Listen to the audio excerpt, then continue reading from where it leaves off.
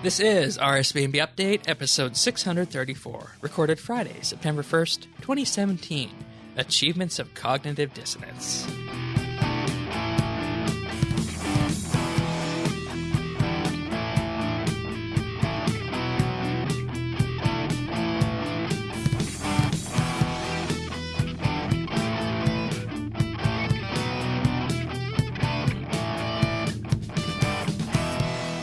Hello, everybody, and welcome to RSBANDB Update. The RR Man is here with me. His last episode for this month of August. That sure went by quick, didn't it? Oh, sure did, man. Jeepers. And So here, much fun. and here you thought maybe one day I will get to co-host RSBANDB Update, and lo and behold, here we are at the end of your month, and probably made a dream come true. Oh, you took the words right from my mouth, eh? Alrighty, welcome back, everyone. We're going to discuss some RuneScape stuff, and, this episode has the potential to bend one way or the other, and could, I think, be one of the most influential RSBANDB updates that we ever do. So, keep that in mind as you're listening, and hopefully we'll learn some stuff along the way. Yes, So- try not to get too hot. Yeah, that's the goal we're going for. But before we get to the hot matter of the day, or the week rather, we have the revamped achievement system, Achievements 2.0, as well as the release of the time tie scores, but we'll get there in just a wee bit. So the achievements came out this week with the rune score mechanics, and, back last week they said it would require a couple more weeks of work, and the initial thought that we all had is that it was going to be released in the first week of September, but as it turned out, Jagex managed to get it out for us this week, so we were very happy about that, because this is a meaty update in itself. So, Nice little surprise. yeah, the achievement system, of course, the biggest thing it brings this time is the revamped interface and the rune score, which they say, quote, calculates the sum of your achievements. We don't have any idea about how rune score exactly is calculated, but I'd wager that they're based on the weight of how important or how influential some of the achievements are. Along with this, also on the high-level aspect of this update, there's now the ability to look at recent achievements people have completed by using the examine option, as well as compare you with that person using the compare interface, and you could basically delve in through all the achievements to see what that person has completed compared to what you have not completed, which is a pretty interesting thing, I think, to be able to compare people like that and just kind of look and see what the status is of some character, right? So, Yeah, correct. I'm quite happy with this. There are new achievements. The majority of them are focused on PVM, which is something I think that people, we feel isn't necessarily the right way to go. And I mean, let's be real here.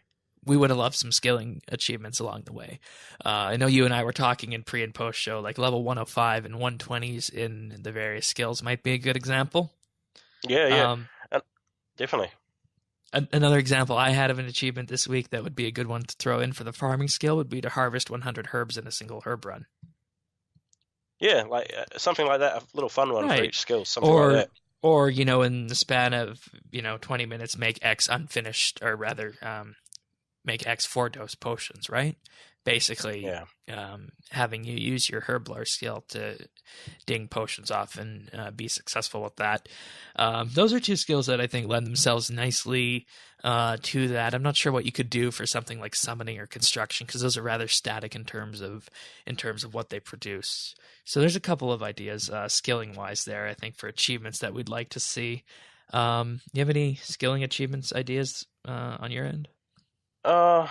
I suppose, see, I'm just trying to go through them and see how it goes, but even though it would just give most people more points, it'd be probably a good idea to have, like level 50 in all the skills as well. Yeah, Just to exactly. stick that in there. Right.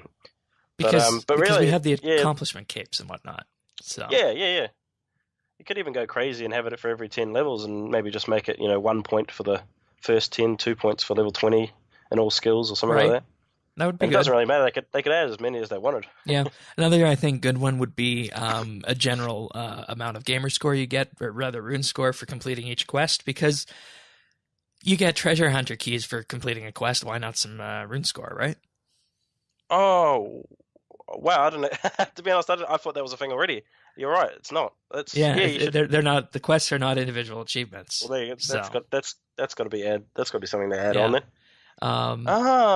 See, I thought that's why old Sorensen was so far ahead of me. 'Cause I think he's got a score of like mine's 6,000. Okay.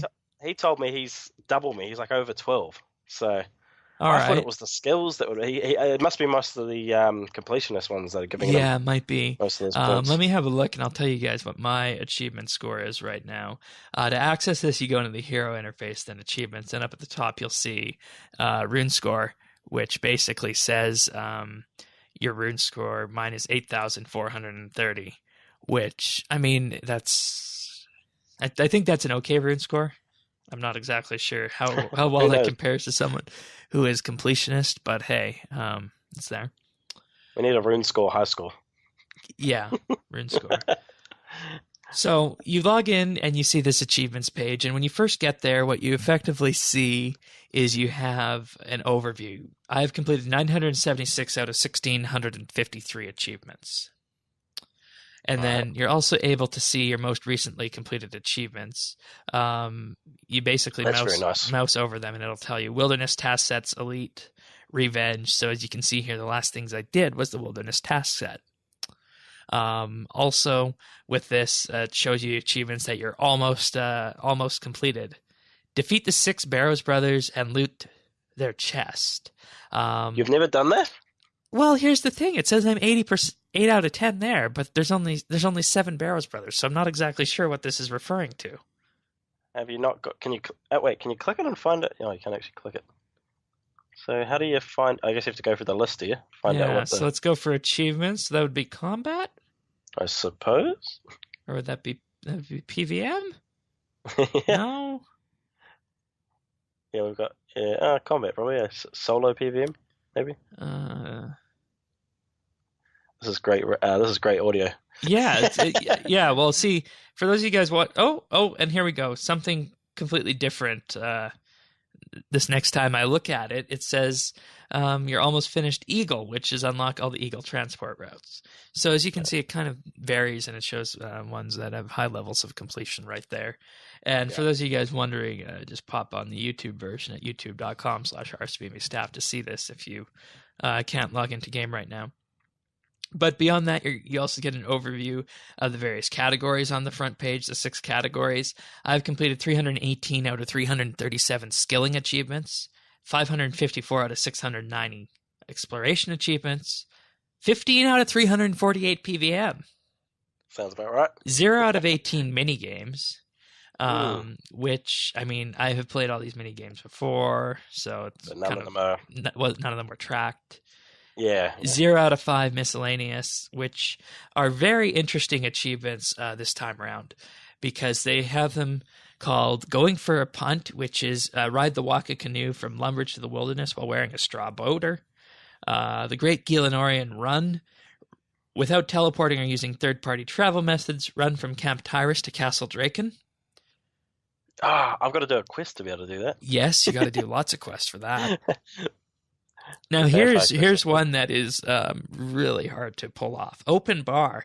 Talk to the drunken dwarf while carrying 28 different ales. Wow. I didn't even know there was 28. And you get 5 rune score for that one. Second shrubbery. Try to find out which is the mightiest tree in the forest. Not sure what that would be. In the forest? Yeah. Oh, I see what you're going for there. Just a callback. 7 colors in their hat. Show the wise old man your chromatic party hat, which is, of course, from Dimension of Disaster. That will take a while. So there's a few cute little achievements there.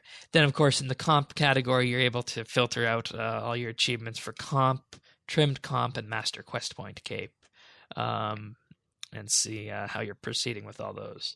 Which, when you think about it, that's a good way of finally parsing all these out. So overall, I think they did a decent job on the way the categories work here for the interface. Like you said, it's a little bit disconcerting that you can't click on the most recent ones to get to them, but hey, it is what it is. You can click into each of these and you can see what the requirements are. So, we complained about that as being One of the things that was a major problem when this was coming about, when they put the first achievement system out, you'll recall that, hey, we can't really see what the requirements are for some of these. So that's been fixed. You can drill down into one of them to see what all the steps are for them. There's still no major hints as for how to complete these, which is what we had previously, or levels that would be required. But I guess that's okay, because that's more within the realm of a standard achievement, right? I suppose so. Well, that one before told me the quests I need to do. So that's right. Some of them have it. And that would have been nice, I think. Also, along with this, there is no real there's no real definition here as to which of these are a part of the various task sets in the world. Because if you go under exploration, that's where the most of them are. So you'll see Falador, Fremennik, Karamja, Lumbridge, and so on and so forth.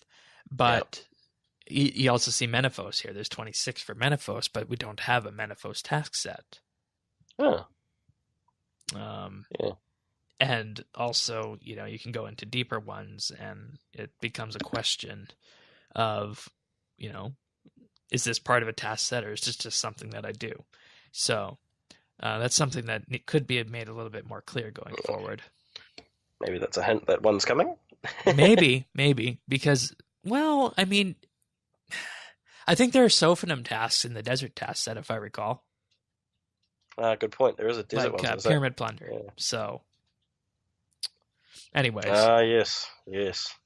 That's really nice, though. I like this. Yeah, and then comes the tracker. So what you can do with the tracker is you can pin various achievements throughout all these interfaces. So you can pin up to 3 achievements that you're working on, and you can then, of course, extract them out. So, for example, if I go to my much-hated task set of the Mauritania one, which is, of course, to level up all those idiots to level 99, to summon the guest familiar, I can pin that achievement. Then if I go to the tracker, it'll be right there. But, I mean, once again, it's just a note of the achievement that, hey, this is here, and you might be able to do something with it. There's no real way of interacting with it or seeing what the options are going forward for it. So that's kind of interesting. Let me see if I can find one that's not complete that would do that, because then you might be able to pin that. You can see in the tracker, you can just see what they are, and there's no way of really splitting through them. So that's kind of unfortunate. But, you can open it up and it does it. Okay, that's neat. So if you click on your tracker, it will open up the large achievements window. Oh, nice. Yeah, you can pull it out, stick it over there. Yeah. And then also on the tracker, you can favorite your achievements. I don't know why you would want to do this, because if you favorite an achievement, it's just there and you're the only one who can see it. Whereas, if you're actually looking for someone who is in the world here with you, you can basically just right-click on them and see the recent achievements they've completed, but you can't necessarily see their favorites, which is kind of unfortunate. So, something that needs to be added. Yeah. And there is also on this one a tracker to all the various completion escapes, Master Quest, Max Comp, and Trim. And if you click this, it'll show you your various progress along the way. So overall, I think they did a pretty decent job with this interface here. I was chatting with some people along the way about what exactly might have been omitted from this that could have been improved, and specifically I was chatting with Sirion, and one thing that he said that seems kind of undefined now is, how does the Taskmaster work to get the Taskmaster remote? Do you have to complete all of the achievements now in RuneScape for that, or is it just the previous ones that were tasks? That's a very good question. I don't know. There was nothing in the literature about this, so that might be something to inquire to Jagex about. The pathing system, still could use some rudimentary work, but hey, it's an improvement from where it was. Also with this, when it comes to completing achievements, this kind of implies that when you're looking at this and you're going for a maximum rune score, there is the implication that you will complete all the achievements in game. But when there's so many of them, over 1,600, having a bar showing your overall progress to completing them really isn't very helpful. So, and also it can be very discouraging to see you have 0 out of X achievements completed for a certain aspect. For all of the time I've played the game, I've got 822 out of 1,653. That's kind of sad. Well, hey, I mean, it's a jumping off point and somewhere to start, I think, and a way to learn to play the game, maybe to focus on achievements might be a neat thing to do. I'm sure it'll catch a lot of people. Some other things they could have done with this, I think, that would have provided a bit more longevity to it was have a daily achievement you could complete. Kind of like the daily challenges to kind of guide the player to experience things that they don't normally experience. So there's that. Also, I think overall, people did find the interface a lot easier to use than the first time round. And I just have to think that, this is really, in effect, the second relaunch update we've talked about in the month of August. This is an August episode of RSBANDB Update, despite hearing it in September, because when it was produced. But do you think that if this update had come out as it is now, when it launched 4 months ago, that it would have been seen as a success? Oh, definitely. It would have been, up there, 9 out of 10 for me. It's just too bad. Like Jagex has done a lot this year, things just aren't done when they come out. Yeah, and I mean, this is very good. When it comes down to it, it's all about inserting these updates into game and ensuring that the players are happy with them and that they improve a RuneScape experience. So that's good. But I think one thing the path system is missing, along with, as we said, the non-PVM achievements, is a set of paths for people who are already experienced in game. So someone like myself who might want to start bossing, that might be an interesting thing to do. Let me just have a look and see what that bossing achievement provides, or rather path provides, because I don't know. Are you much of a PVM style person? From time to time. More of a skiller. Okay. Like, in the bossing path, you start off, they recommend you go Giant Mole, KBD, Barrows, Calphite Queen, Jad, Dagonoth Kings, Greridar, Krill, Kriar, Commander Ziliana, the Chaos Elemental, Corporeal Beast, QBD, Hurricane, Legiones, Nex, Twin Furies, Vindicta and Gorvik, Helwyr, Grigorovic, and so on and so forth down the list, with Durzag and Yakamuru being the last one. So, I mean, yeah, there's a path here to bossing, but it doesn't exactly provide the, I guess, necessary combat readiness we could use for it. So that might be something that could be looked into the future for expansion of the achievement system here. So, also, have I mentioned to you that you can right-click on people and see their most recently completed achievements? Oh, yes. Okay. That's and nice. that's also where you access the comparison interface. So that's actually a really neat thing to do, and all in all, adds a lot to the system. So, other things people have said before that could potentially have influenced this achievement system to be better along the way, to make a system work better, is that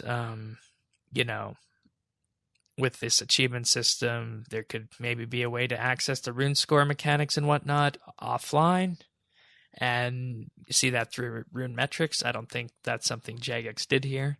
So that's one possibility for the future. But of course, you'll notice what we're talking about largely right now.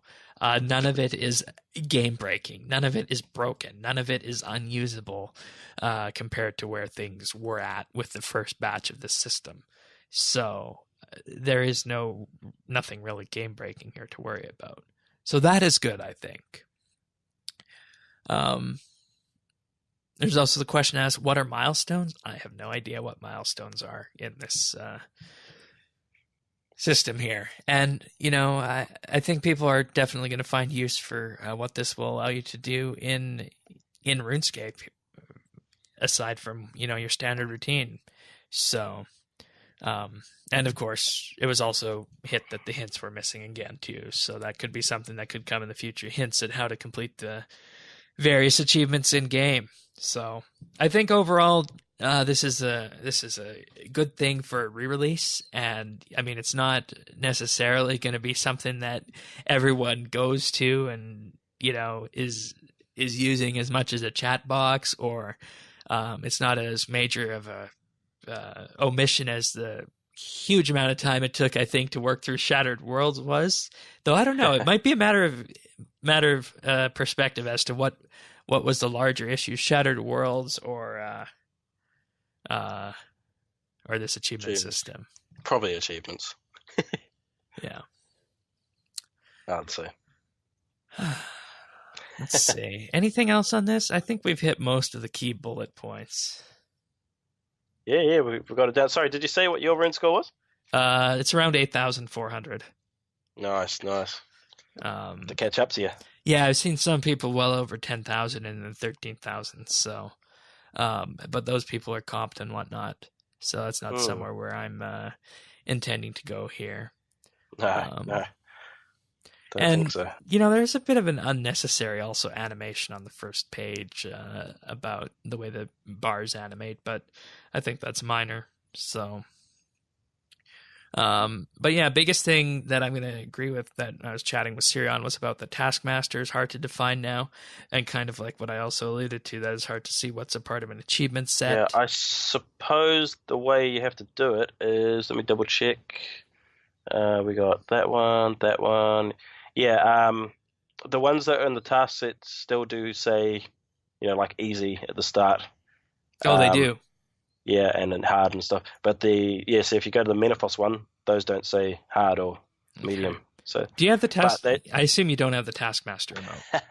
No. Can you click on that and tell me what it says? Because that might be an interesting way of telling what's going on here. You can search this thing now, can't you? Yeah, or something like that. I hardly use emotes, so right. Oh, here we go. I'll swap it to the word version. This is not in alphabetical order. There it is. Complete every task in the task system. Yeah, to access the emote. So it's something that's maybe an oversight. Yeah, that's a helpful discussion now. Probably, when there's over 1,600 of them now. So, or probably all they need to do is just maybe add a little symbol to the ones that are tasks or something like that. Right, but the question is, how do you... Or just change it. Because you could either go with all the ones that were in there previously, or you can add all the new ones to it. But that'd be outrageous, though. That would be like the hardest. That'd be really rare. Really rare. I'd be interested to know from Jagex how many people have all of the achievements complete. Yeah, I want to know what the highest rune score is as well. I can help you with that. I read that somewhere. Okay. The highest rune score is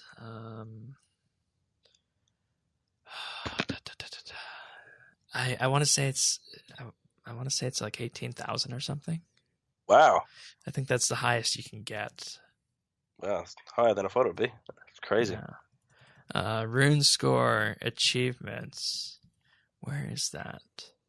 Oh, maybe one day I'll make it to 10,000. Yeah, I swear I saw this here somewhere. But yeah, maybe they can't take the achievement away from people. That's a problem. But maybe they could. The title. But maybe they could have a title for each of the categories. Let's see. Your rune score is that, but if I go to quick chat, because you can quick chat this, believe it or not. Oh yeah.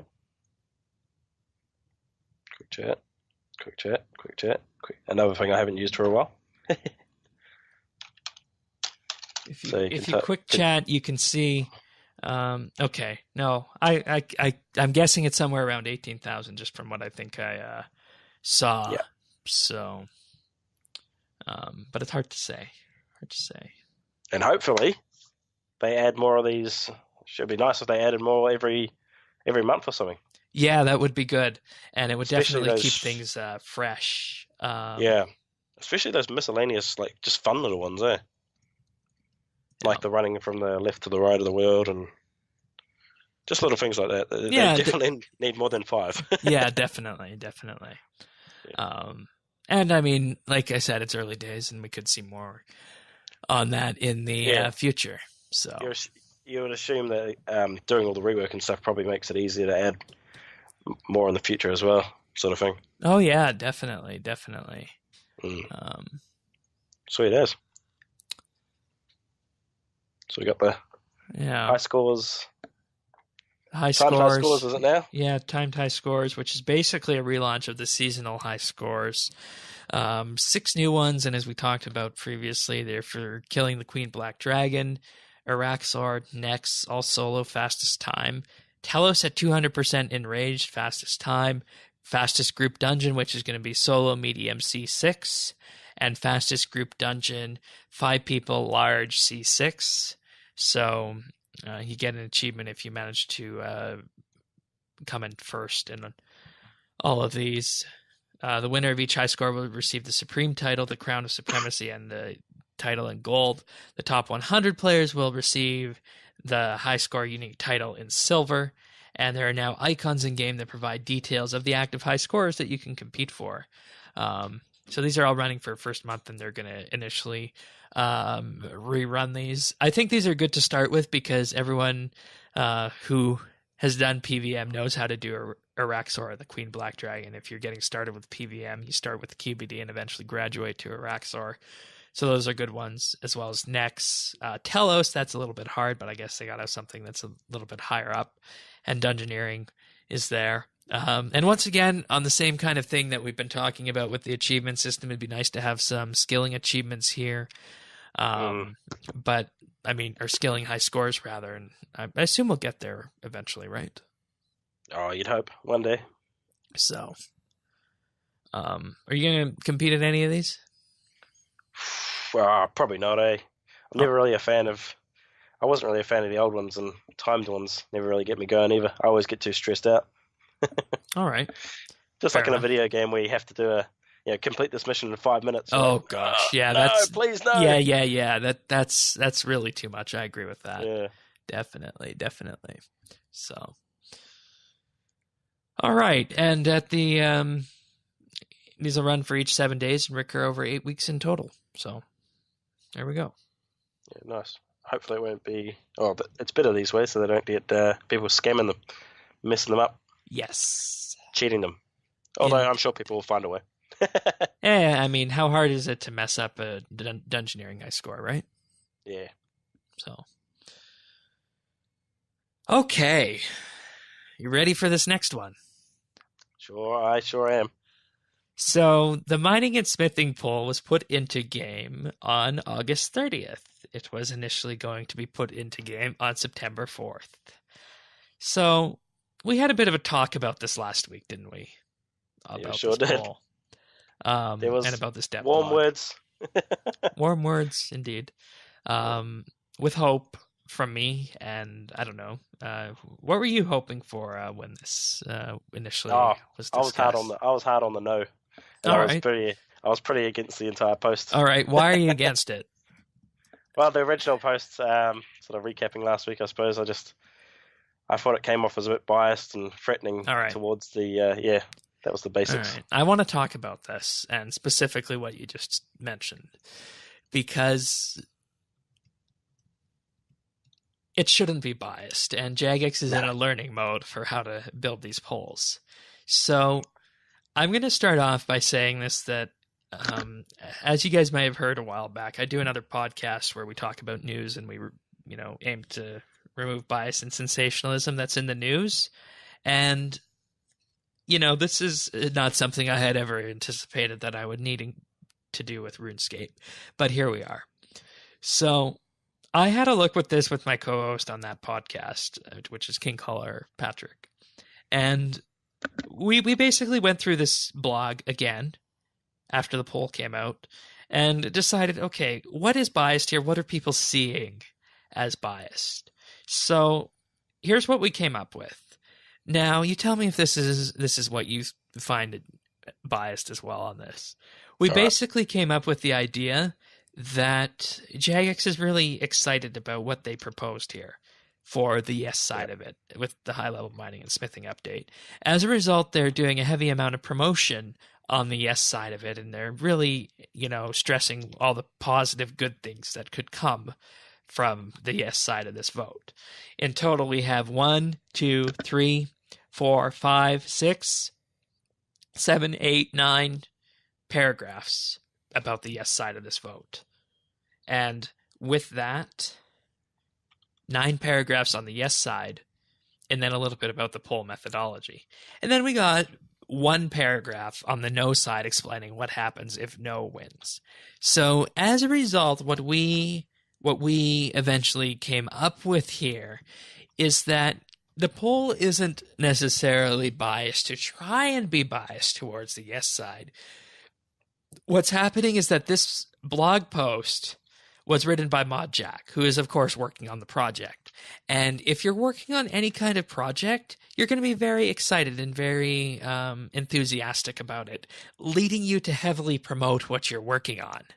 So our consensus is that it wasn't intended to be biased, but the very fact this blog post and the preface for the poll was written by someone who is working on it gives the intent that this is biased towards the yes side of the vote. Now, here's the thing. It's that, plus it's also the fact that they say this will mean less of other updates.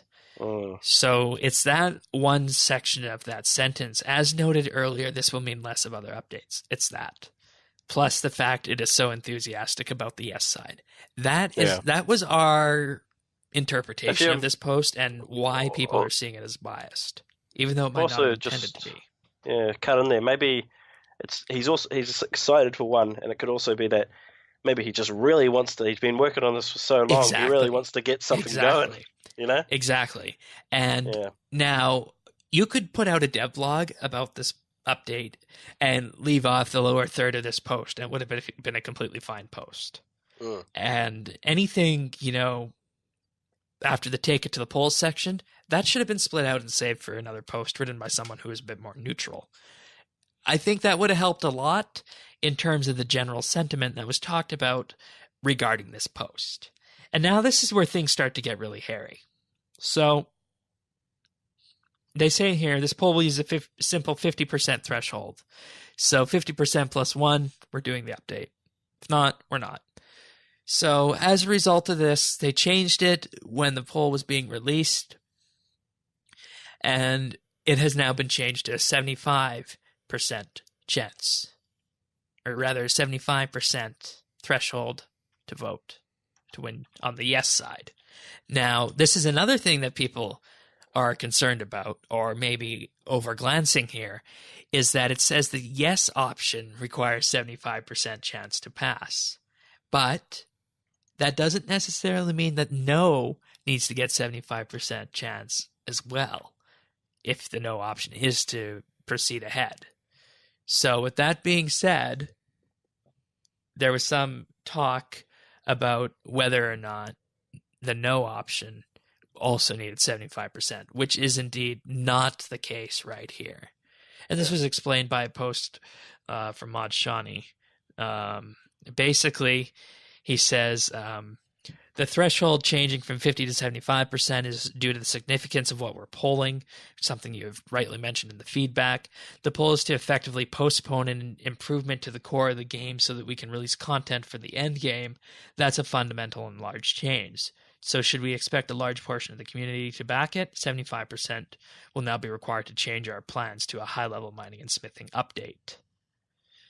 So I don't know. I can see why they did that, but if they were going to be changing that, why didn't we just leave the initial date of September 4th in place and wait for it? to give everyone time to discuss it further, right? I don't see why it had to come out on the 30th. Yeah, it's sort of rushing into it. Eh? It's your it feels like a political decision to try and I could keep it on the yes side a bit more, maybe. I don't think so. I honestly don't think so. No, I think Jagex wants people to vote no, and they're okay with people voting no on these polls. Just listen to what Maud Osborne said in that last stream we talked about. They want people to vote no, and no one has voted no thus far. But here we are. 70% have voted no in this poll. 29% have voted yes as of recording this. So I don't think there was any influence by Jagex to cut it short. I think that's going a little bit too far into the conspiracy realm of some other sites. So maybe it's probably more like my other point where they really just want to get something going already. So maybe, but I mean, it up along. It makes zero sense to have it come out on the 30th rather than the 4th. It should have just stayed with that initial date, really. Yeah. Probably just avoiding more of the flame war, which I suppose you're about to talk about. Yeah, we're going to get there. Next point. Yeah. I want to talk about the actual poll itself because that's in game and it's worth talking about and looking at how this actually looks. So this was graced to everyone this week, and it was, like I said, it's going to be a very controversial poll. So, should we develop a high-level mining and smithing update which brings all the 70-plus benefits of the rework sooner, but delays tidying up of old content? Click here on the poll form button to view the associated dev blog, which is, of course, the biased dev blog that we just talked about. 29%, 14,475 people have voted yes. 70%, or 34,895, have voted no. Now, yes says you would like us to develop a high-level mining and smithing update first and release it to the rest, and release the rest of the rework at a later date. No, you would like us to develop the full rework and release it in one go.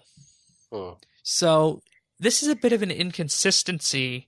With the post, because if you go back to the post, it says if no wins and keyword being and feedback tells us you want the full rework, then we will prioritize it accordingly.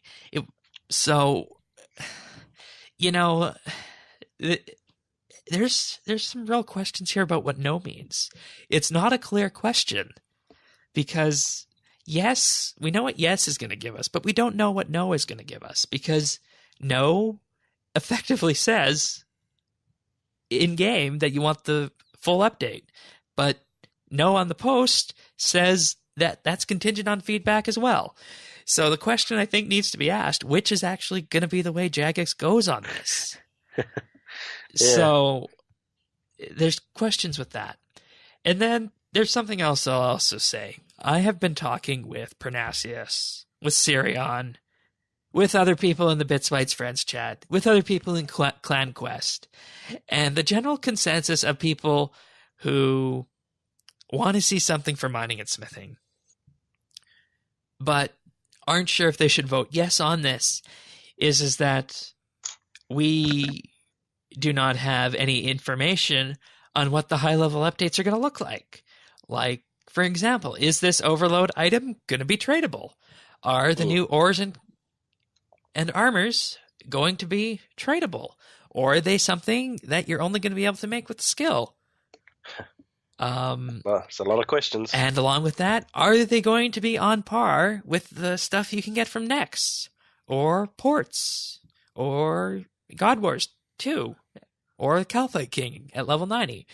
So there's lots of questions about that.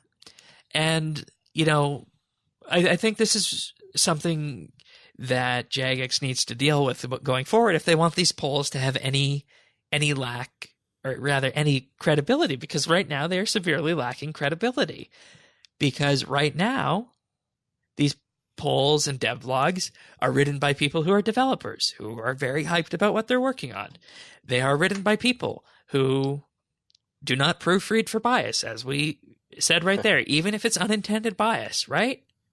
Yeah. And finally, there's questions about how the actual poll is being conducted, which we will get to in just a moment.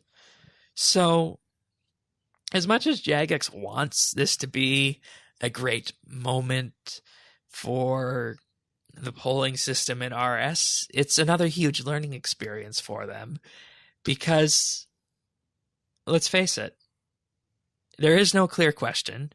There is no information as to what this update will look like on the yes side, as probably should have happened in the dev blog, but I can see why they didn't release that. You don't release this kind of information because if you release that, you get people who are fanatical one way or the other, kind of like what happened the first time we got a mining and smithing dev blog put out. Remember how people freaked out after hearing that coal was going to be useless? Oh, yeah.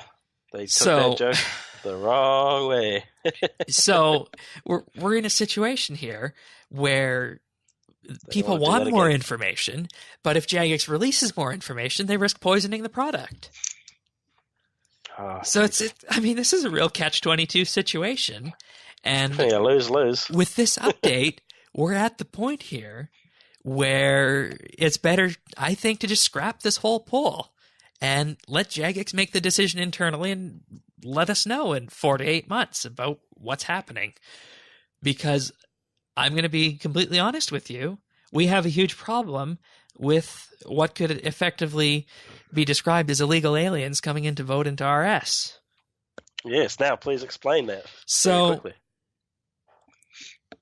there was an organization of people, we'll just call it this, an organization of people, like people literally organized together who play old school RuneScape to come in and vote on this poll and vote no. Now, you can say that they're looking out for people in this game, but truth of the matter is, it's not their game. They don't know exactly what the current state of the game is. They don't know what they're voting for. We have talked to people who have come in to vote on this poll from old school RuneScape, and they are under the impression that if no wins, Jagex will be developing the larger part of the update. But as we said, that's not even clear, because the poll leads us to that. But if you read the dev blog, you'll see that that's contingent on feedback. So once again, people don't know what they're voting for, who are just coming in and voting on the no side. That's issue number one. Issue number two is if we limited polling for the Virago pet for people who have only had a certain number of Virago kills or already had the pet, why is someone who hasn't played RS3 since 2013 allowed to come in, log into our game, and vote no on an update that they're never going to play? Yep, that's just horrible. Right?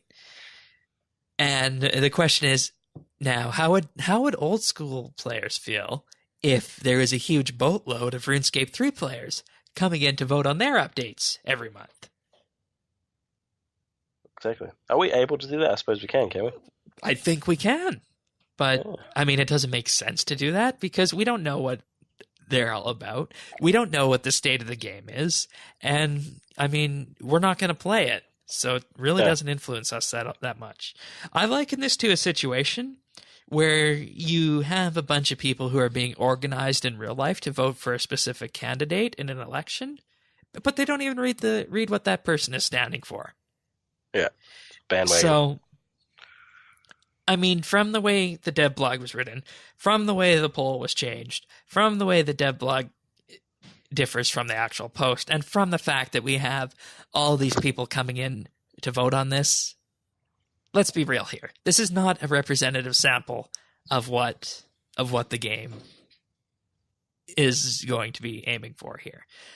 Because going to the old school equation, would someone who plays old school RS know that we had Shattered Worlds and the achievement system recently re-updated and effectively relaunched because they didn't come out right the first time? Yeah.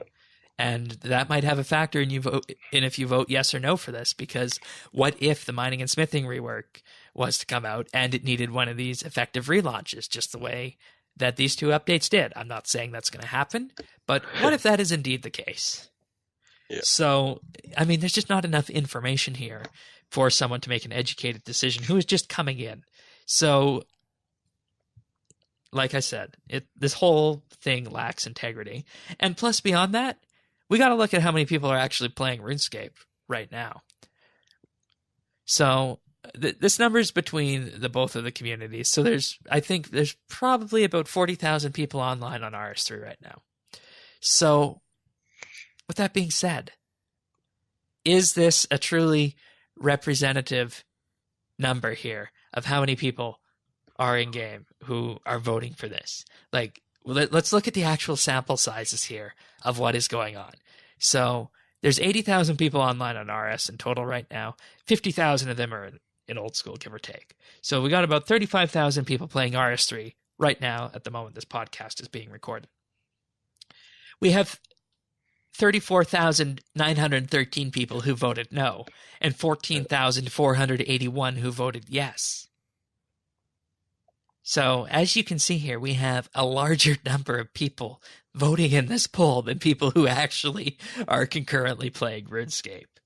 Yeah. And I mean, this is not a representative sample of the people who are playing RS3, because RS3 is currently at about 38,000 people, but this poll has about 48,000 people voting in it. Everyone votes, so right. There's definitely a bunch of old school people here. It is just not representative of the people who are going to be playing this game.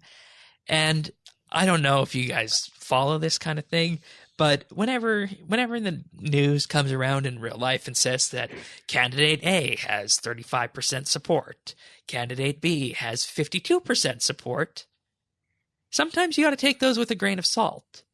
And I think we're in the same situation here right now, where this thing is being distorted so much that we're not getting the actual numbers here of what is going on. So, I honestly, after this, I'm going to call this a debacle. I'm going to say that I've lost all interest in the polling system again that Jagex has been trying to revive. Such a shame. I love the polling system, but they just... And, I was willing to give it a second chance, as you guys probably heard on this show. So, I'm voting yes in this because I think it's a matter of, even if we don't know what's coming with the high-level update, it's something that can be done, and it's going to provide relief to that skill at the high end. So... It's, like I said, it's a matter of getting the most bang for your buck and what can you do to make an impact in the game, right? And I'm going to highlight this text again, this sentence.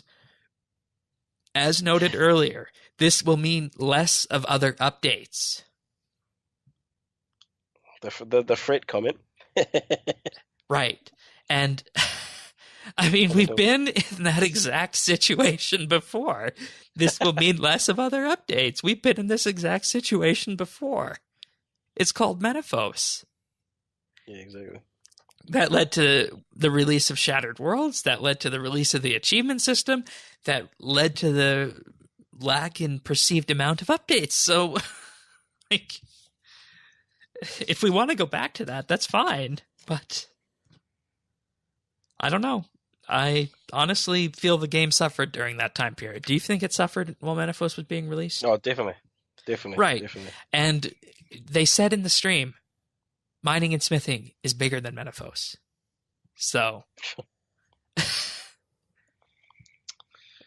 going to be interesting to see what happens after this. Do we want to go down that path? And, it's really unfortunate that the old school RS community has taken this leaf and decided to make this decision for us. Before we kind of circle back and wrap this, I would just like to give a special shout out and collection of praise to both Mod Shawnee and Mod Balance. I don't normally read the RuneScape subreddit, but this week I was linked to it and I felt it was necessary since that's where the organization happened. Mod Shawnee actually went out there, and Mod Shawnee is a fairly respectable JMod by the community. He posted on this thread outright and basically said this poll isn't trying to, screw you over. We poll things because we want to see what you think in relation to the question posed, yes or no. If you want to vote no, then that's your prerogative, and we absolutely encourage you to do so. At the end of the day, if overall you want us to do it all in one go and do it properly, then you as our player base have the power to do so. And so I just want to give him a huge props for saying this here, because he got downvoted into oblivion on this, and anyone going to this thread who was going to look for the actual thing that was happening here would miss it, because he got downvoted with negative 213 points. Bloody Reddit, eh? Yep. And I mean, I don't normally talk about that community, but hey, this is what happens on that community, and I think it's a prime example of why it shouldn't be an official channel for RuneScape to communicate with things, or communicate, but that is where a good chunk of the player base is, unfortunately. And I mean, if you read what he says, he's saying, if you guys want it this way, we'll give it to you that way. But yet that was downvoted negative 213 points. Like, good grief. So many. And he's like, as you said, he's like, I'd go out on a limb and say he's like the most loved. Probably second to Mod Osborne. Or Mod Mar. Yeah.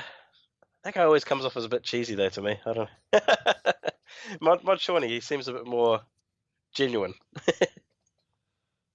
I just feel for the poor guy putting himself out there like that, Yeah, no, it wasn't good. No. We also had a post from Mod Balance on Twitter earlier this week about this, saying, vote however you want us being pulled because we want your thoughts. He says we pull things because we want your opinion. We want to do the right thing, so that's why we're pulling it. If you feel passionately one way or another, vote. Vote yes if you want the new stuff sooner. Vote no if you want the entire project in one go further down the line when it's ready. And there's no conspiracy to avoid working on the project. I mean... How did he go on that comment? Well, he only got one retweet. Oh, okay. He only got one retweet, and that was me. Oh, yeah. Oh, that's about right. Everyone's on the Reddit. And I just want to say that anytime you see communities coming together, and they're coming together in what's described as ultimately a herd mentality, and they're using large, grandiose words, that's a term for cognitive dissonance, which effectively means that the community, is seeing what is actually out there, what Mod Balance and Mod Shawnee, and to a lesser extent the dev blog post is talking about, but their preconceived notions about what Jagex is doing is actually blinding them from doing it. And you can see that in the replies that they talk about, in terms of the replies to Mod Shawnee and calling, these people, screw you over. What kind of language is that, right? Like if you were literally approaching the mining and smithing update with a level head, you would have more of an argument against the update than they're trying to screw you over. So yeah, I guess he's just gone down to their level. Well, and see that's the thing. It's cognitive dissonance. The entire community is not seeing what's on tap here. Hence the terms "screw you over." So you'll never find a more wretched hive of scum and villainy, that's for sure. Yeah, and to credit everyone I've talked to in Clan Quest and RSBANDB, you guys have been great on this. You guys have all had your reasons for voting yes or for voting no, and your reasons are a lot more tactful and well thought out than Jagex trying to screw us over. So I would just like to give props out to those two great communities there for, thinking things through before you make decisions, and whatever you guys want to vote, it's up for you. But I'm on record here as voting yes. So. Yeah. But I as much as I want to see this update, I think that just in closing here, it needs to come back to the very beginning. to a point where Jagex can make the decision, and Jagex needs the ability to make the decision on their own. Because I mean, you can't run a game like this by committee. You can't run a large community like this by committee. You need to make decisions, and you need to be able to make decisions freely as a developer. So, with one of the largest free MMOs out there, so there's that. But at the same time, I think that the way Prif was developed was a good way of doing it. You remember the whole process for developing Prif? Yep. Prif was a batched update. It came out a couple months apart. It went swimmingly. So what I'm going to suggest is the following.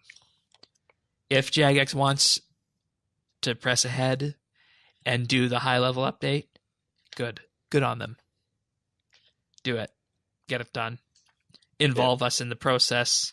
As soon as this poll concludes, give us the details on the tiers of armor, the tiers of ore, what their unique abilities are going to be, what the overload mechanic is going to be. Is it going to be tradable? Are the armors going to be tradable?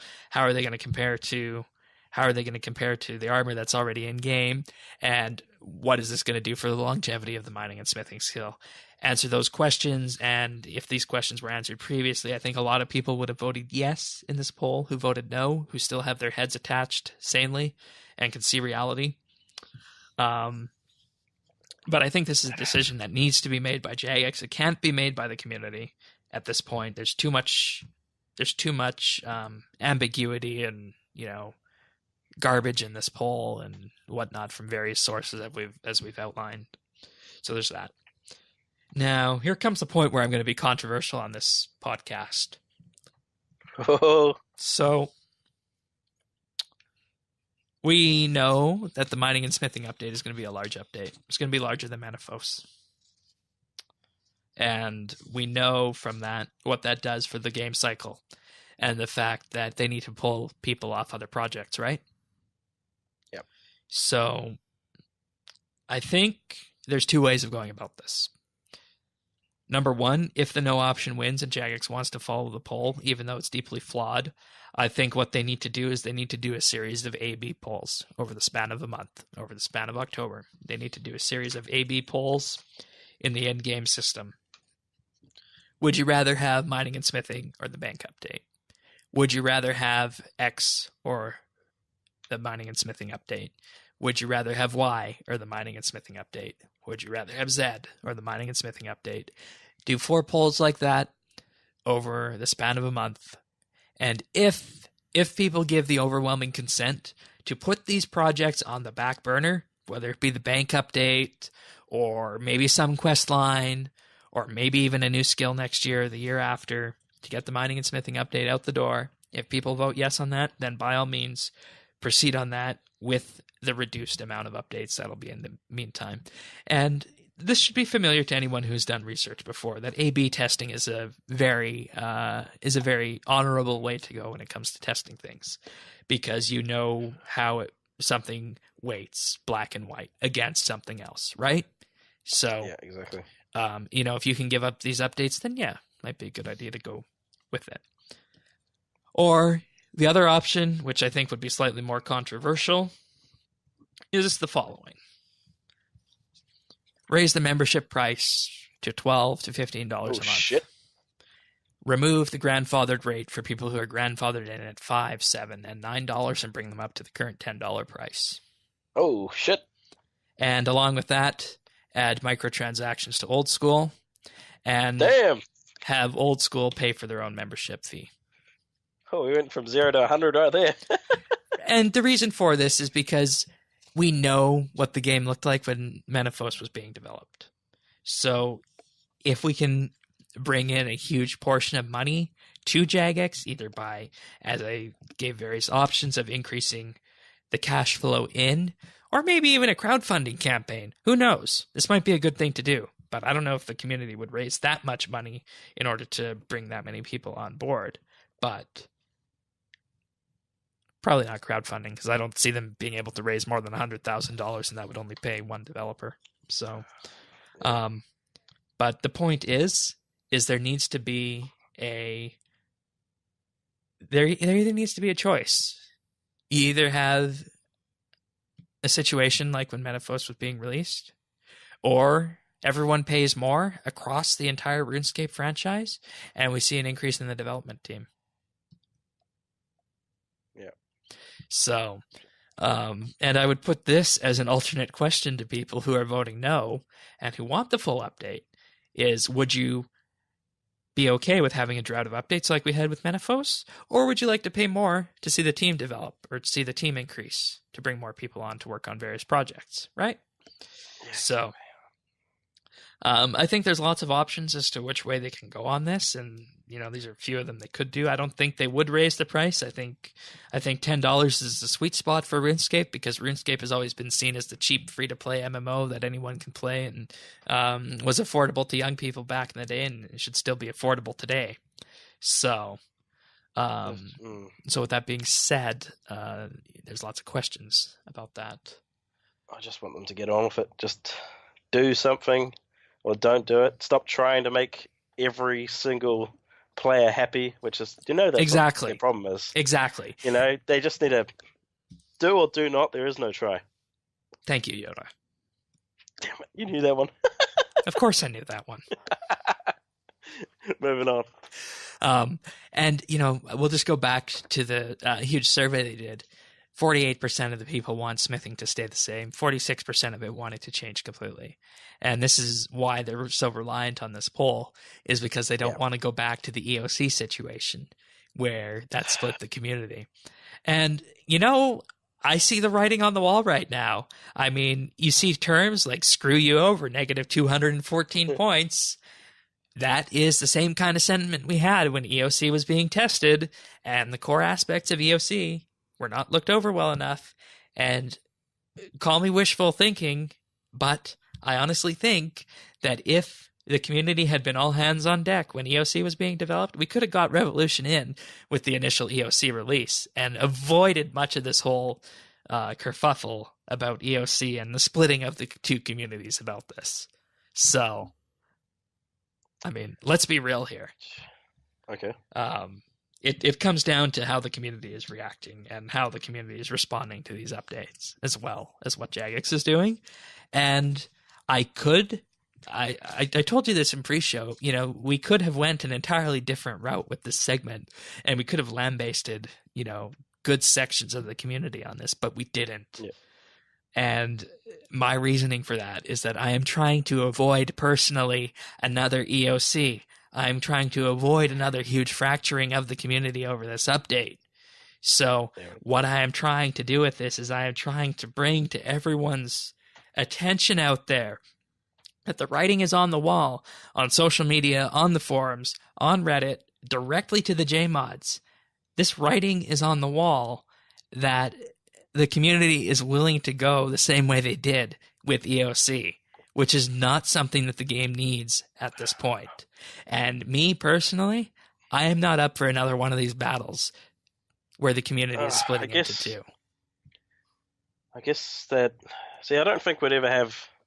I probably shouldn't say ever, but I think there's a less of a chance of that happening these days, because I think that's the good thing about having old school around, is if people get too annoyed with all the things they do in RS3, they can jump over to old school, and we've still got them paying for membership. But here's the thing. Those people are coming over to RS3 and communicating on the RS3 sections this week and influencing what the RS3 people are thinking. Yes, well, that shit needs to be cut out. Right. And that is precisely what got us into the EOC mess in the first place. And if we're not careful, we're going to go the same direction with the smithing update. It's the history repeats and exactly. all that. But I just don't think... I think they're worried that a lot of people will quit all in one go if they mess the update up so much. I think... Well... I don't think it's... Like, it doesn't make sense for people to quit. It doesn't make sense for people to... They'll come back. Yeah, they will. And it doesn't make sense for people to quit over mining and smithing. Just look at it's mining and smithing. Yeah, and like they said, they have internal metrics that say people are not going to quit over this update. Yes. So make a decision, go with it, implement it right, do us proud, and do your thing, Jagex. I just find And find see, that the lack of reason faith people... disturbing. Right, exactly. And the reason people are thinking of quitting is because it's the language being used and the language being brought over by the people who are influencing this poll. Yeah. And that is the whole issue why this poll just needs to be thrown out. Yeah. I can't wait to see what... It's just very interesting. It at least makes the game quite interesting, doesn't it? We'll see what happens next week. That's one way of putting it. That's one way of putting it. But like I said, I'm not taking part in another one of these battles, okay? Yeah. Like, I did that with EOC. I tried to promote EOC. But if the community splits itself again because of a mining and smithing rework, we have some serious problems. Yeah. So... We will see. We will see. We've got to just... Yeah. You've got to laugh or you'll cry. I've just got to try and enjoy it. And my final thing before we move on from this is I want everyone out there, whether you be someone involved in the RSBANDB community, Clan Quest, or just a random listener who hasn't joined any of these communities yet, which you should join one of them, take the time. Take the time out of your RuneScape day. Talk to someone who is voting no in this. And, or talk to someone who is voting yes in this if you're voting no. Talk to someone who is voting differently than you. And what you should do with that is build a common ground so that we can reach a point of understanding between both sides here where we're not going to be splitting this community based on what happens. Which... is something that could very well happen here. And I want to try and avoid that. So, with that being said, I am calling for unity over this vote rather than a continued split of the community here, because this is not what we need at this point. What's happened has happened with the old school folks coming in to vote on this poll. That's happened. Water under the bridge. The poll is being conducted at this point. There's little we can do to change the outcome of the vote at this time. So instead, what I'm calling for is I'm calling for unity for people who are voting yes and no in this. If you voted yes, get to know the no side of the vote. If you're voting no, get to vote the yes side of it, and just familiarize yourself with both sides of the argument and really, really come to an understanding with the other side as to what they want with this, and also come to an understanding that Jagex is the one who provides us with this game. They are not the enemy here. There is no reason to treat Jagex as the enemy here. If we treat Jagex as the enemy, we are in effect destroying RuneScape and destroying this community. And that's why I think unity is the most important aspect that we can all be pursuing at this time here. And now you might say unity is unity in the terms of the old school RS community coming back to vote. Well, the thing is, they're not stakeholders here. They're not the designated stakeholders of the people who are going to be playing this game. So RS3 needs to stick together and come to an understanding of what they want for their game without influence. And maybe there will be some way we can do this properly going forward. Yeah. Just need to bring some balance to the force. Exactly. So, I don't know. It'll be interesting to see where we go from here, but we are at a very perilous time once again with the RS community, and we need to ensure that we're not going to fracture again. Indeed. All right. I think we're done on that. Yep. We should move on. So Balthazar's Big Raffle is continuing through the month of September. You can get one free ticket per day by talking to Balthazar in Burthorpe, and you can get another free ticket by finding Jilly Willikers, who is wandering about near one of the lodestones in RuneScape. Mondays have Golden Godswords up for offer, Tuesdays are deposit boxes, Wednesdays protein packs, Thursdays Golden War Priest armor, Fridays are 3 Death Touch darts, Saturdays is Golden Barrow sets, part 1, and Sundays Golden Barrow sets, part 2. So as you can see here, Yeah, lots of great updates, and the rarest of them all is the Golden God Swords with only 2,500 coming out each week. So, I'm going for Golden God Swords. What are you going for? I was thinking about I don't know, I don't really need too much of it. Maybe the darts or the protein packs. Yeah, the darts are good. I have lots of protein packs still sitting in my bank from various treasure hunter promos. So very nice for double XP weekend. Yeah, Hunter with those crystal chinchompas. Yes. So that's what I'll be going for. And you can also get these tickets by completing a daily challenge if you don't want to hunt jelly willikers down. I'm afraid of clowns. Yeah, afraid of clowns. I think clowns are executed in my nation state. Oh, wow.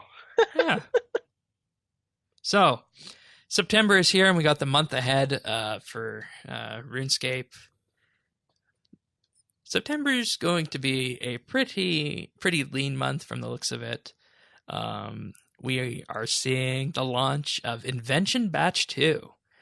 So that's not lean. That's awesome. Yeah, but I mean, it's really the only headlining update aside from patches this month. Oh, true. That's what I meant by lean month. Probably my most pumped update for the year, though. Yeah, maybe. We'll have to wait and see on that. Of course, this is bringing in new devices, so mechanized siphons, equipment separator. Those will be some that are coming in, as well as the machines that were talked about. So, for example, once they give a machine that transforms logs into planks or high elks items and can tan hides into craftable leather, and that's just the surface of the machines. And they'll, of course, work while you're offline, so making them perfect for AFK-scape. Yes. Also, they don't mess up the machines. Also, some of the changes, general invention things that are coming with this are removal of inspiration. Augmenters are now tradable. That's a nice one. So you don't always need to have the right components online to grab them. And augmented items will now have benefits beyond level 12, including bigger drain rate reductions and increased chance of perk activation. Hopefully there's more than that. Oh, wow. So that perk activation could be interesting, though. Yeah. And, it's going to be good to have another look at Invention. I think Invention was the skill that should have delivered, but it didn't really from the beginning. So hopefully we're finally getting to see it blossom into its full potential. Ninja updates, they're going to be making some changes to the Motherlode Maw, including adding items including chimes, memory strands, VIP Slayer tickets. Those are always good. Butterfly jars, scrimshaws, XP crystals, ghostly essence, and shattered world anima. Huh. Yeah, that's interesting. Also, the boss collection log is going to be coming this week. That gives you the unique drops that you've received from all the bosses out there. So that's good. As well as some new free-to-play content, which we've been talking about on and off, which makes sense with the push to mobile next year. And, also a few special surprises in the Motherlode Maw, whatever that means. So, looks pretty good. They also say, quote, "We're committed to tying up loose ends in the coming months with unfinished business, but we need to do it right. And that means putting you and your needs first. That's why we're improving our poll system with better interfaces and descriptions so that you can more easily have your say." Well, we just spent an hour talking about that, so fingers crossed. It's always good to see ModMark presenting updates and the passion that ModMark has and everyone. And the passion we're going to also see at RuneFest this year. So, it's this reason ModMark, Mod Osborne, Mod Shawnee, RuneFest, the community coming together. It's why I think we need to try and avoid as much splintering as people seem to be almost advocating for on the topic of the mining and smithing poll. You can just see it in these guys' faces here. So I am hoping for the best with this month. Looks pretty good. And we do, of course, have a new co-host for RSBANDBUpdate this month, but I will not reveal that information right now. What was his name again? No. Not going to get you that easy. Nope. Awesome. It's all set up, ready to go. All right. Ready to move on to questions? Sure thing. Read us our first one, then. Oh, okay then. Yes. Oh, I'm so ready. Okay. All right. So, question from, get out of my way, mouse cursor. Question from Choto. Hello, fellow noobs. Well, thanks for that. Choto here. Cough. Ah, okay then. Yep. Achievements 2.0. I gotta say, it's a huge improvement from the short-lived achievement rework we experienced for several months. Now the question is, rune score. Really? Do you think that the scoring system will actually serve a purpose in the future? Do you want me to keep going, or? Yeah, keep going. Okay. 2. We have a chance to vote whether we want the incomplete mining or smithing rework now, or to wait for a one-time launch. What's your favorite choice and why? We've done this to death. You know our choices. Yeah, we will just delete that. We are also getting Invention Batch 2. Will it make an improvement on the skill, or will it create more useless content? Will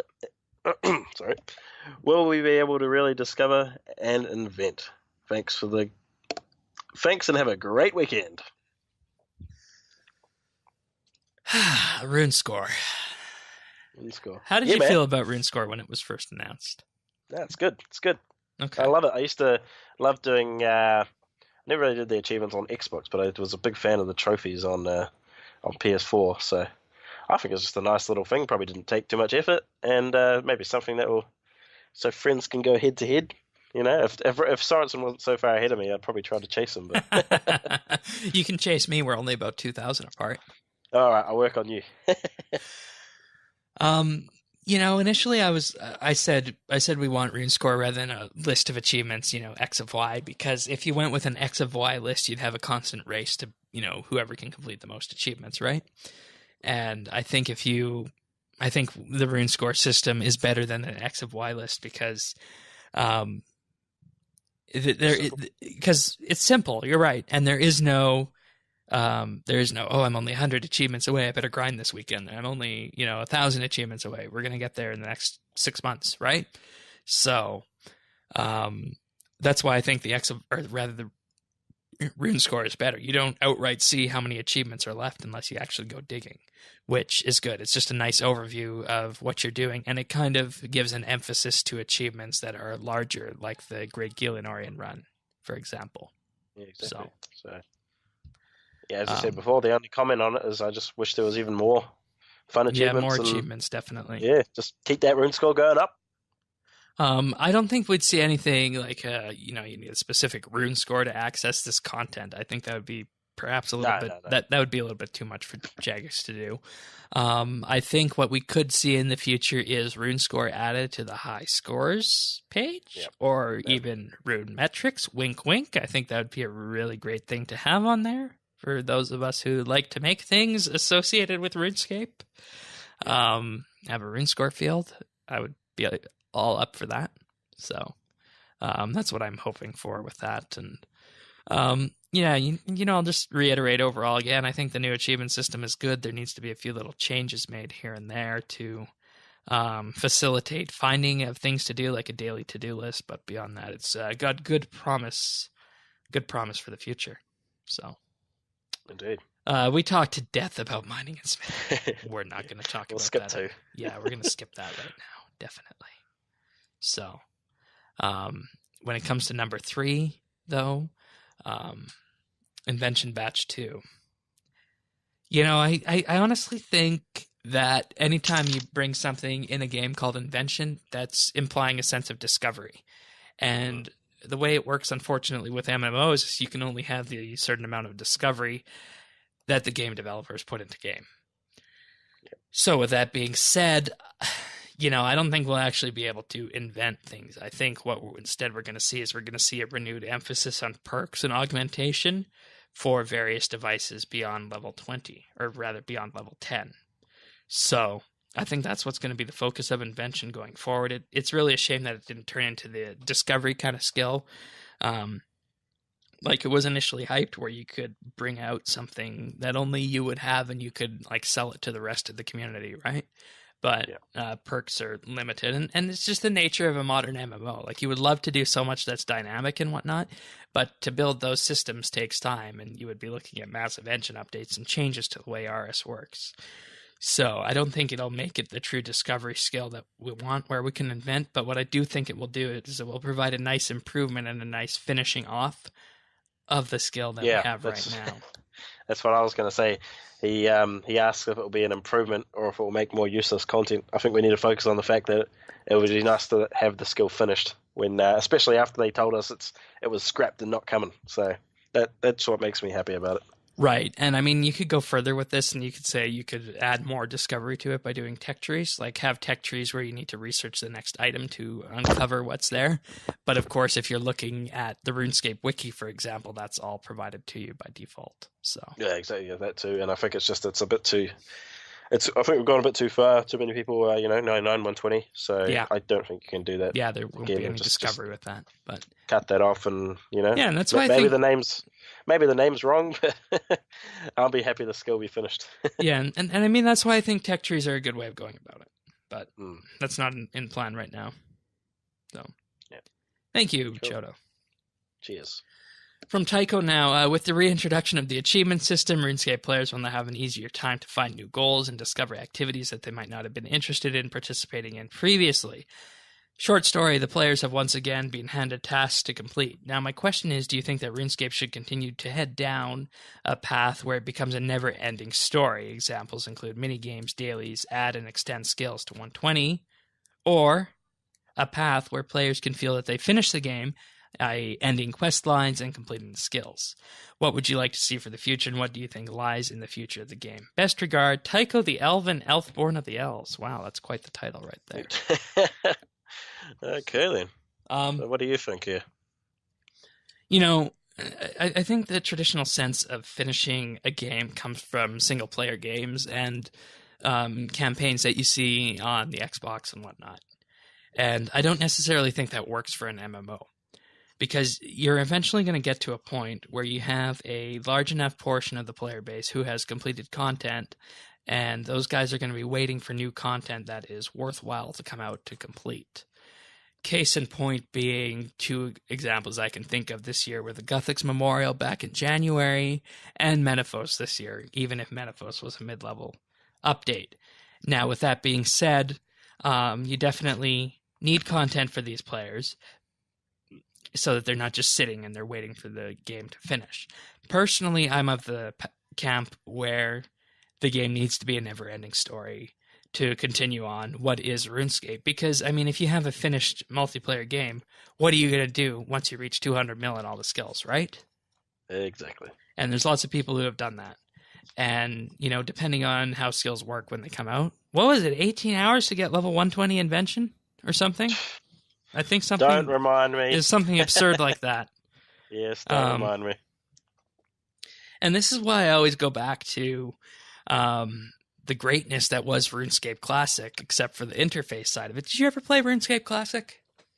No, I wasn't around then. 2004 was when I came around. Okay. So RuneScape Classic was designed in such a way that it was going to be a lightning bolt's dream for someone to ever get 99 in a skill. Yeah. Just as runecrafting was when runecrafting was first released. And I personally love these really slow skills that they put into game. I loved runecrafting when it came out, even though I was only level 44 and there are already people with 99. There was one person with level 99 at the time. Like, I just love the idea that there was someone out there, one single person in the game, who had dedicated a huge amount of time to level up the slowest RuneScape skill to get 99 and have that person appear on the high score for what was almost a few years at the time. Wow. So I think what you can do is you can have slow leveling skills, but at the same time, you can use that to be the never-ending story of RuneScape. And that's the direction I'd like to see the game take in the future when it comes to, new skill releases and whatnot. And mini games are an entirely different beast because, as we talked about what mini games would we remove, we talked about that quite extensively.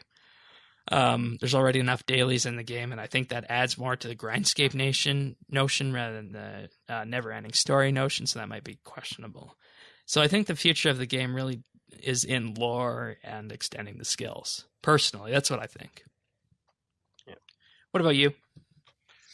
Yeah, what's an MMO? So it's always going to be just keep on going, grind yourself into the ground. Right. Yeah, there shouldn't really be And an key end to the point, game, like, right, no end game. Because, in Star Trek Online, you level to level 60, and you're basically left to choose 3 end games. That's either, chasing maximum DPS, customizing your character to look amazing, or, just choosing something to specialize in, having the most energy credits or the most platinum or something like that. And that's not the case where we want RuneScape to get, which is where you've effectively finished the game. So I think that's why the story option is the best way to go here. So what do you focus on in your Star Trek Online? I bet you make yourself look as handsome as possible. No, I'm part of the DPS race. Oh yeah, all right. Damage per second now. So, but yeah, like, could you imagine runecrafting if they never released RuneSpan? Yeah, that slow grind. Exactly. Now imagine you had RuneSpan never released, and you got Menaphos with the Soul Altar. What a colossal change to the skill would that have been, with the Soul Altar acting how it is? Do you have access to the Soul Altar? Are you familiar with how it works? Yeah, but I don't have access. I'm pretty sure. Okay. You explained it, didn't you? Yeah. So basically, imagine the Soul Altar being the best way to train runecrafting at level 90 plus. That would be nice. Without RuneSpan, that would be nice, right? If that was the way. And, it took a long time, but, I mean, it's part of telling the story. And, like, I go back to various stories, like Elemental Workshop, for example. Like, that is the classic storytelling thing in RuneScape. So I think that's why I say that's the direction it's got to go. Which way would you go? I was just thinking about the Soul Altar. Just a quick question though, the Soul Altar. So how far off is the XP from RuneSpan? I'm not entirely sure, but I don't know what. You'd hope it was not too. I don't know what RuneSpan is, but I know Soul Altar is definitely like 350k XP an hour. Well, that sounds pretty good. Yeah, that sounds really good. I have to look up to what RuneSpan was. Yeah, be nice to go back and do some old school rune crafting. Yeah, and see that you can make lots of money with that nowadays. So, got a few achievements in here for that as well. I bet there is. Oh, and there's another thing. There's another thing you could do. You could have another set of achievements based on rune crafting. Yes, there you go. How many? Yeah, that'd be good. Yeah, I'm really liking these mini game achievements. If you are around level 90 or 80s rune crafting, it's looking like RuneSpan is on average going to be around, like, let's say you're 85 RC, it's going to be around 115k XP per hour. No, so Soul Altar is way better. Yeah. What is it, 99 or 90? If you hit 95 RC and you're at RuneSpan, you can probably average around 130k XP an hour, based on the data that's here. But of course, that rate is the unsafe rate, because that involves using the Demotic Skull and going through the Abyss. Ah, yes. Yep. Which doubles the XP. So, gotcha. I think it doubles it. Let me just check on that. And going back to the question, that's what it comes down to. It comes back to telling stories and enabling skills to be useful. Like, I see runecrafting having a perceived use nowadays. I don't know about you guys, but I see it having that. So, yeah, for sure. Let's see. Increased experience, effects. Let's see. Rune crafting 2.5 times the normal amount to 3.5 times the normal amount of XP. So it's basically a double XP multiplier. So takes you from 2.5 to 3.5. Awesome. Alrighty. I don't believe there's anything else to answer in that question. Oh, So thank you, Taika. thank you. If you guys want to send your own in, update.rsbnb.com/ask for the next co-hosts. You guys have heard them before.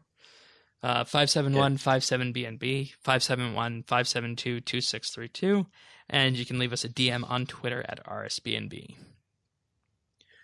Alrighty then, so moving into tech news right now, there is a cooperation going on between Microsoft and Amazon. Cortana is going to be able to work with Alexa. I don't want to say any of these words because I'll activate potentially people's Cortanas or Alexa devices. So basically, what's going to be happening with this collaboration between Microsoft and Amazon will allow access to Alexa via Cortana on Windows 10 PCs, followed by iOS and Android in the near future. You'll also be able to access Cortana on Alexis-enabled devices like the Echo, Echo Dot, and Echo Show. So it's going to go both ways. And as you can see, basically, Cortana is the virtual assistant that allows you to do things via voice with your device. But Alexa, as we know, has a huge influence in terms of being able to purchase things from Amazon, being able to access podcasts and video podcasts and display them, and of course also play the RuneScape One Piercing Note Alexa quest as well. So I think this is a really interesting strategy for Microsoft because everyone has Windows 10. Anyone who has an Xbox is now going to have an Amazon-enabled device because Cortana is also on the Xbox, believe it or not. Mm-hmm. So what this means is there's going to be lots of interesting things happening with Cortana and lots of interesting ways to extend it before.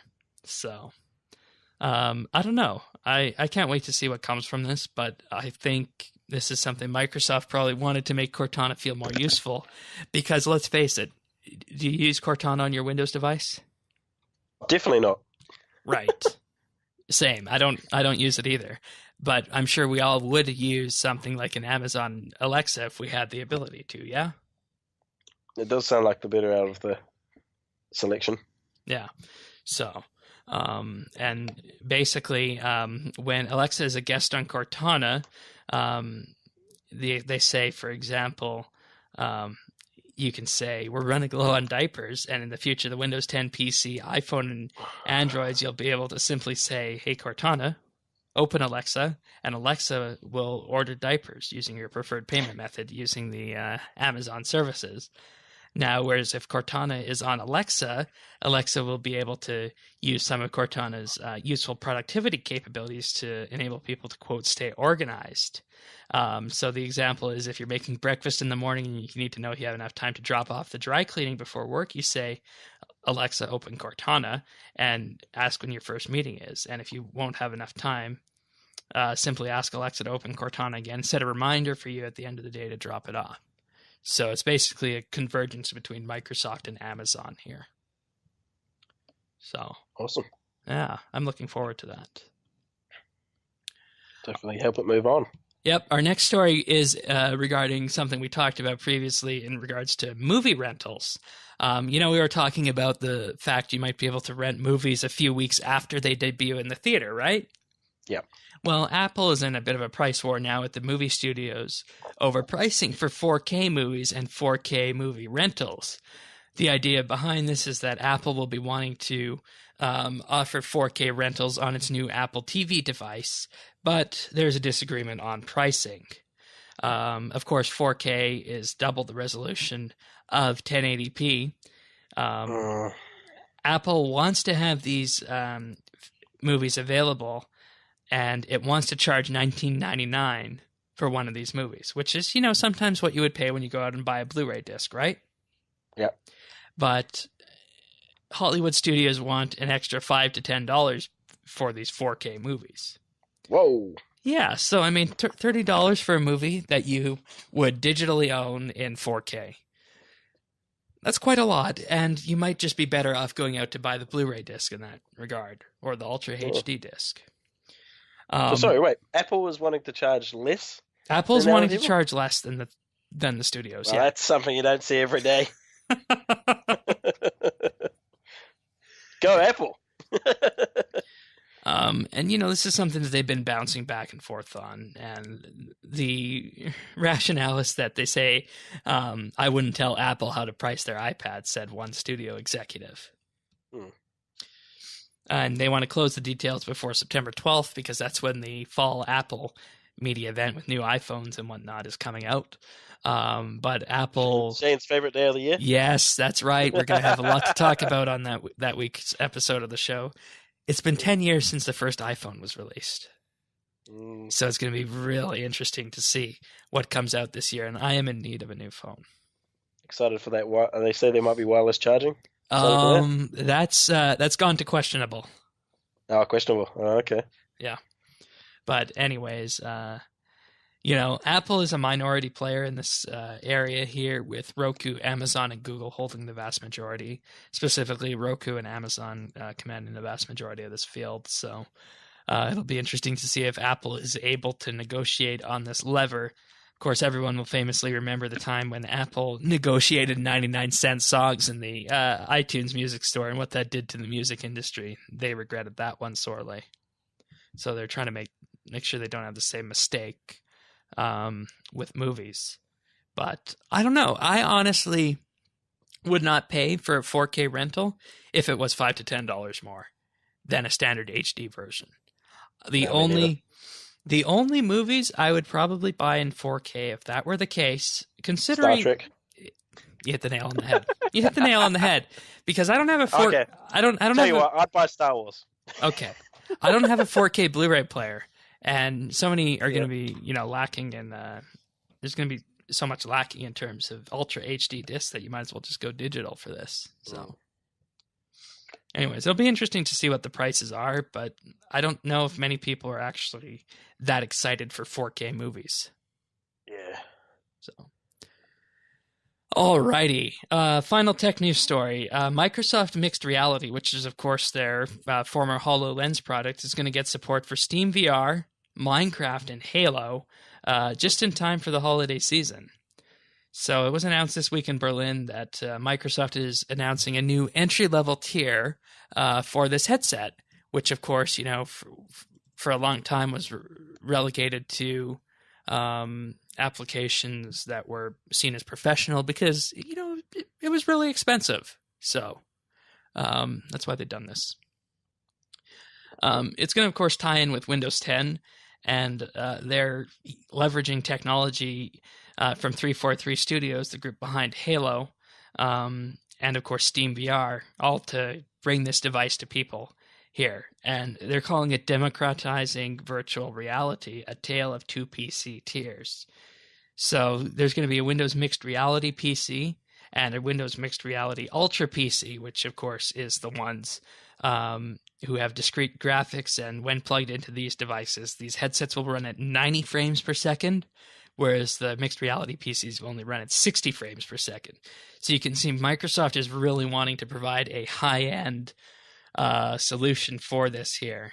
And they're saying as soon as next year, standard Ultrabooks and low PCs starting at $499 will be able to take part in this experience with the standard integrated Intel HD graphics. Now, this is really important to the VR market because if you think about it right now, you have Oculus, which is owned by Facebook, and their VR headset, I think, is on the order of $500 to $600. And to run that, you need a very expensive GPU still and lots of hardware. So if Microsoft can bring this to the masses, this could indeed be an opening for some future VR applications for games and whatnot. Head-mounted displays from HP, Acer, Dell, and Lenovo for Windows Mixed Reality start at $299 only, which if you want hand motion controllers, that goes up to $399. So as you can see, that's half the price right there of Oculus. So, and makes sense Microsoft wants to get into this because VR, games, Minecraft. Could you imagine Minecraft in VR? Yeah, that'd be amazing.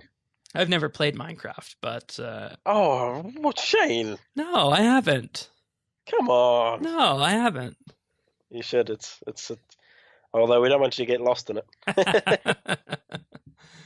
So, I could only imagine seeing something from Minecraft on your living room coffee table or something like that. So, Yeah, that would be pretty sweet. Indeed it would. All right. Moving on to other things. You ready for that? Yep. Moving on.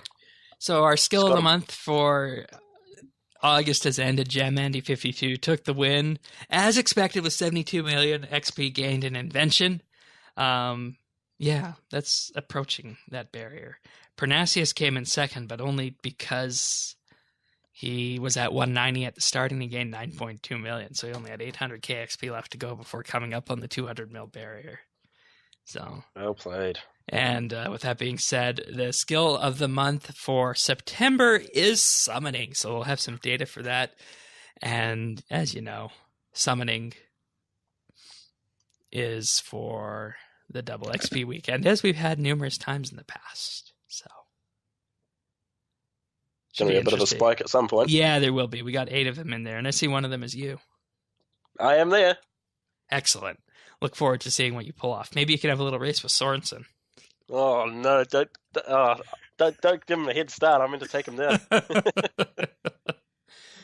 Well, time to make some yaks. Yaks, right? All right. Ready for achievements of the week? I'll take the first half. All right, go ahead, mate. So, starting on the 31st of August, we have a Seafarer with 99 mining on the 31st. Classic R2D2 with 99 strength on August 31st. Evelitha with 99 construction on the 31st as well. Douglas Fir with 99 constitution on the 30th.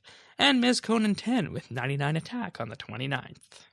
All right, we also have Desmo 360, 99 farming, 27th of August. Good job. Yeah, good job. Rotators, 99 divination, August 27th, 2017. Snowlight, 99 Slayer, August 26th, 2017. And Fire Mana, 99 Construction, August 25th, 2017. Congratulations, everyone. Nice achievements this week.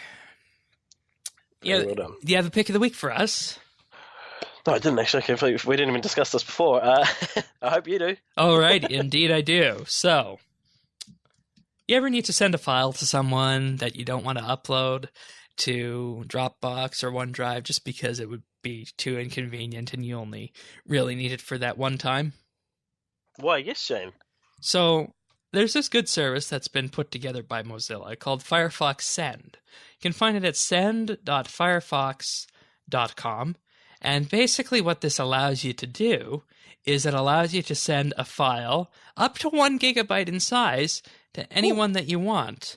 And what it does is it automatically encrypts the data as you send it out. And it is stored encrypted on the server. So it is it's very safe and secure. Then you get this little URL, send.firefox.com/download. And in that URL, you're given a unique key and then a key to access the file. So what you can potentially do with this is you can enable you can send the first part of the URL, say, over email or a text message, right?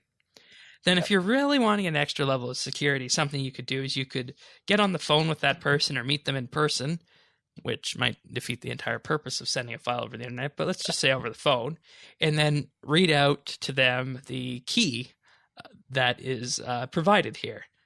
So you basically will just give them that, and then the file expires after 1 download.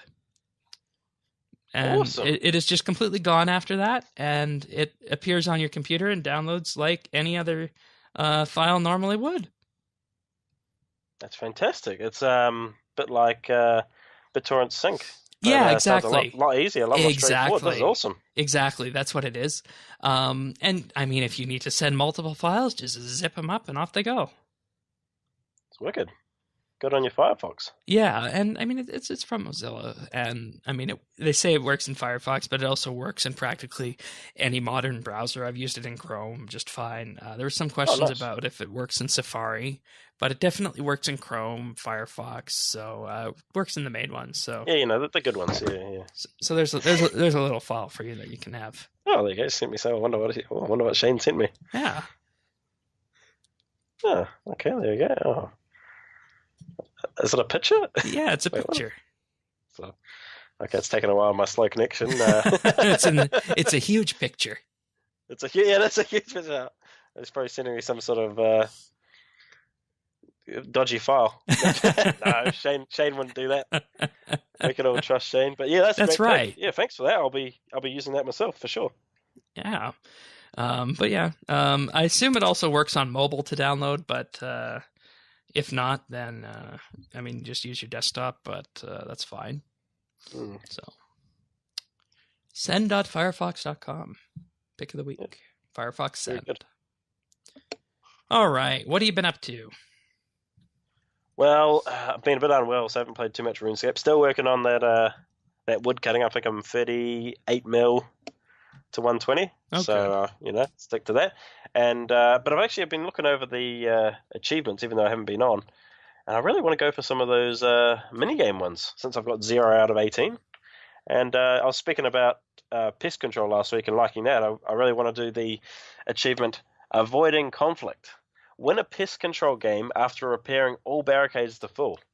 So that, I don't know if that sounds easy, but it actually, that sounds like it could be quite difficult. So yeah, especially in some of the very quick pest control games that happen. Yeah, exactly. Yeah, so I might jump over there and do that. Just yeah, I think a lot of us are missing the minigame achievements. A lot of us. So, all right. Yes. That might be my go-to. Anything else in this final segment of yours? No, I can't think of anything. I'm very excited for the next host. Yeah, we'll have to wait and see who that is. Yeah, no inside information even for me. All right. Well, thank you. As for me this week on RS, I've been at the beach. I got 97 construction through the sandcastles. Whoa, nice. Yeah, I got 96 and 97 in the entire time the beach has been here, and that's primarily what I've been focusing on at the beach. So, yeah, lots of XP there on the weekend at the heat wave event. Watch out, you're creeping towards that 99. See, I told you, by the end of 2018, it's feasible to max just through attrition. The projections are coming true. But no, aside from that, just a few clue scrolls.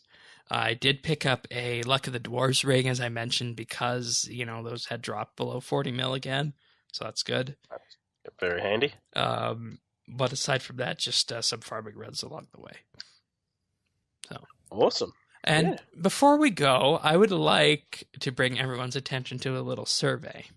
So, as it might be aware, I'm very interested in terms of curating news and what the media looks like today, because, I do this for tech news and whatnot, for RuneScape, and I do this for RuneScape news, but I also do this for other kind of news as well.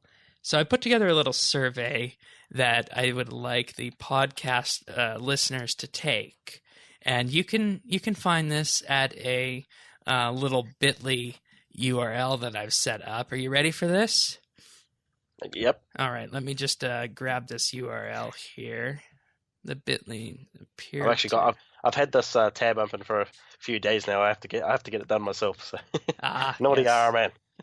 Oh, apparently it forgot my login sign up. But anyways, the link will be in the show notes to this bit.ly URL after the fact. But it's a short survey. It'll take you about 5 minutes to complete. Talks about social media and news, what kind of news you like, where you read it. Would be very helpful if you could fill this out honestly. Actually, let me just see if I can pull this together really quickly here in bit.ly, if we remember what my bit.ly name is. Back in the day. Come on, where's the LastPass? Get the LastPass going. See, it's been a long time since I signed in with something like that, so I'll just sign in with Twitter on that. Yes, here we go. I got my last bit.ly URL was May 2016 for the Prestige poll. Awesome. Okie dokie. So we're going to create a bit link here. Long URL. The Prestige poll. Yes. bit.ly/update news survey. We'll just call it update news, actually. That should work. No. RSBANDB news. All right. We can do that. So if you go to bit.ly/RSBANB news, RSBANDB, all one word. If you go to bit.ly/RSBANB news, you can find this survey, and you will be able to take this survey for me and complete it. And I would very much appreciate your guys' help in doing this. So that's RSBANB news. That needs to be lowercase. Yeah, it's going to be lowercase. I forgot Bitly was case sensitive. You know, it's so weird these days to have something that is case sensitive. We'll get there eventually. Yeah, that's the perks you get for doing it live. Yeah. So bit.ly/RSBANDB There we go. Sorted. Got it right. Yeah, So that's that survey. Please take it, and that would help me greatly in terms of curating news for this podcast and whatnot. So bit.ly/RSBANB news. And results are made public, so do not include personal identifying information, but I think that goes without saying on such a thing as a survey. So sweet as, no worries. All right. I don't believe there's anything else this week. No, I'd just like to say thank you for the opportunity of coming on the podcast. It's been great. It cheesy as it is a dream come true. I've always been a fan of the show, and for a very, very long time. And yeah, thanks, man. It's been great. Well, I hope I can come back soon. I am pleased that we could have you on the show this month, and I think you got a pretty good month to be on the show, to be honest, given all of the updates we had this month. So yeah, we definitely we formed some good discussion, even if there is a lack of stuff going on. That's right. So with that being said, thank you, Iron Man, for being on the show this month, and to all you listeners out there, we will see you next week for another episode of RSBANDB Update. Peace out.